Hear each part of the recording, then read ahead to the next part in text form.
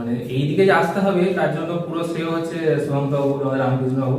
আমি জানতাম না যে এইদিকে এলে চাকরিটা হবে এত তাড়াতাড়ি, মানে এসে বলেছিলাম যে চাকরিটা স্যার কিভাবে হতে হবে পেতে হবে সেটা আপনি বলবেন। স্যার পুরোপুরি একটা টেকনিক্যালি ওই দিক থেকে আমাকে এদিকে নিয়ে এসে চাকরিটা কিভাবে পেতে হবে সেইটার জন্য। আর বিগত চাকরিটা পেতে গেলে রেগুলারিটি আর যাকে বলে সবসময় কনস্ট্যান্টলি ওই জিনিসটাকে নিয়ে ধরে রাখতে হবে, মাথার মধ্যে সবসময় চলতে হবে যে হ্যাঁ এটা পেতে হবে। মানে উঠতে বসতে ছুটে ঘুরতে সবসময় ওইটাই চলে মাথায় যে এটা পেতেই হবে, এটা পেতেই হবে, যেমন করে খুশি হোক। তার জন্য যা পথ অবলম্বন করতে হয় তাই করতে হবে।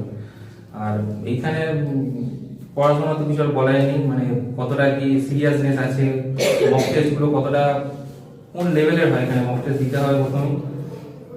আর দ্বিতীয়ত প্রত্যেকটা স্যারই খুবই ভালো। যে একটা স্যারই সব ক্লাস নিয়ে যাচ্ছে সেরকম নয়, প্রত্যেকটা ক্লাসে প্রত্যেকটা একদম ইউনিক টিচার আছে, প্রত্যেকটা স্যারই নীতিশবাবু, আমাদের ম্যাথের টিচার, সায়েন্সের টিচার আছে, সবই খুবই ভালো।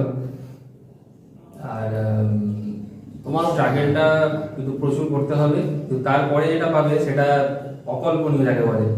উদাহরণটা একটু কিরকম? উদাহরণ হিসাবে যেমন আমি জাস্ট